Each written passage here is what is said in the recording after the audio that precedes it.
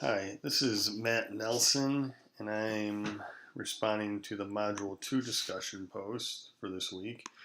And the question is, describe the significance of overrepresentation of students from diverse backgrounds in the category of emotional behavior disorders.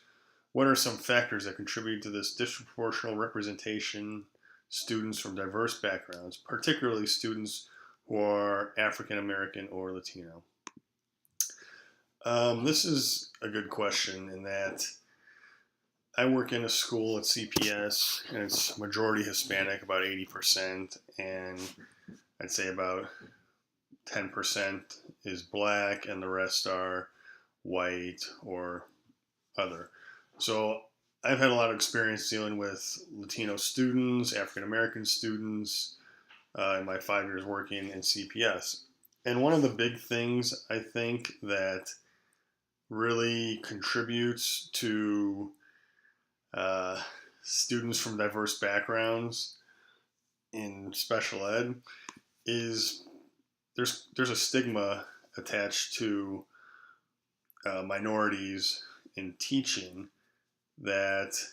I think they don't get the benefit of the doubt most of the time. For example, in the McKenna article, it said teachers may misinterpret their culturally relevant behavior as maladaptive. For example, vocalization in class may be seen as disruptive rather than the communication style. This is referring to African American students when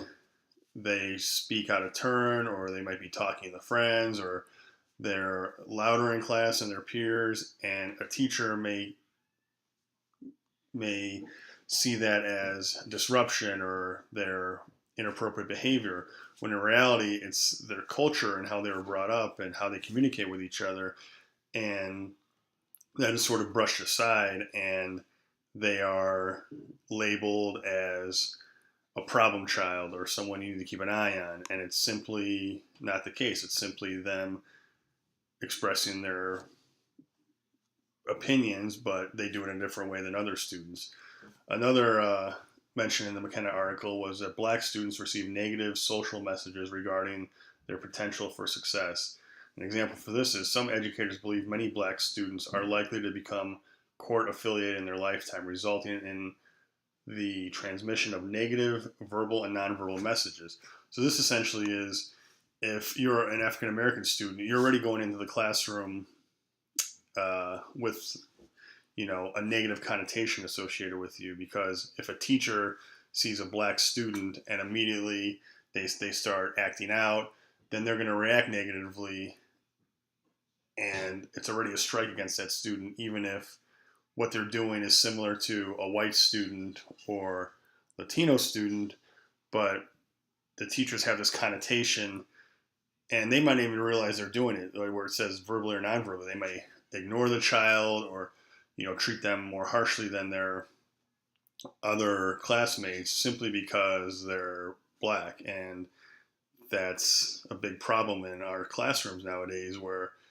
these kids who are going into school, they already have a chip on their shoulder because they might have experienced something from middle school or elementary school, or their friends or family might have experienced something, and they don't have a great view of school and teachers and classrooms as it is, and it's just being reinforced by teachers in the classroom. And that's something that definitely needs to be changed, especially with African American students, because I think their social and economic status and where they're coming from, and some are from broken homes, they need more support than the average student who may not have all those boxes checked in their life, and they need the support and they need the help from teachers, and they need the guidance more so than a white student or even a Latino student. And going back to Latinos, I think that one of the big reasons Latinos are labeled special ed and put in special ed is a lot of these assessments and tests, and I discussed this in Module 1, are culturally biased, and these students who don't speak English, or English is their second language, may not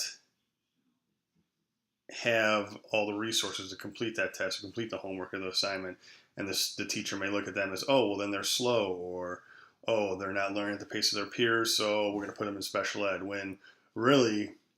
they, in Module 1, talked about how they are very social with their family and friends, and they're a very supportive system, but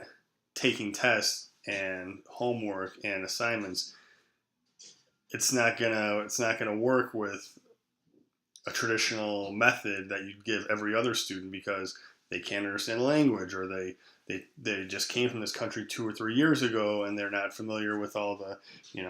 appropriate verbs and nouns and whatnot. So it's really tough to label Latino students special ed when they're trying and they are putting forth an effort, but the tests aren't suited for them. And so the administration or the teachers just say, okay, let's put them in special ed because obviously they need the help and they're slow, but they're not slow. They just need a little help in test taking. Another thing that I found interesting in the reading was the SCIDBA article on zero tolerance, and it was regarding uh, punishments with African American students. And this goes back to my first point, talking about how they're unfairly targeted or they already have a stigma going into school. It said blacks are suspended 2 to 3 times higher than the average peer, and studies show blacks are punished more severely for less serious and more subjective infractions. So if you're a black student and you see one student do something that you just did, but you get in trouble or your punishment is more severe, you're going to be upset, and you're not going to want, and you're going to act out, and you're not going to want to come to school, and you're going to be labeled as a emotional disorder or behavior disorder, when it's simply a case of being treated unfairly, and that is not how a school system should function. It should be, everything should be looked at on a case by case basis, and you shouldn't have to, for a student, be going into a school and worried about, right from day one, you're already unfairly labeled or unfairly stereotyped, and it's not okay. And it's definitely something that we need to change in the school system. And I mean, I've seen things in the school I work at that are slowly starting to, materialize with support programs, after school programs, and things to support African American and Latino students. So hopefully this trend continues and we're on a better path for the school system today.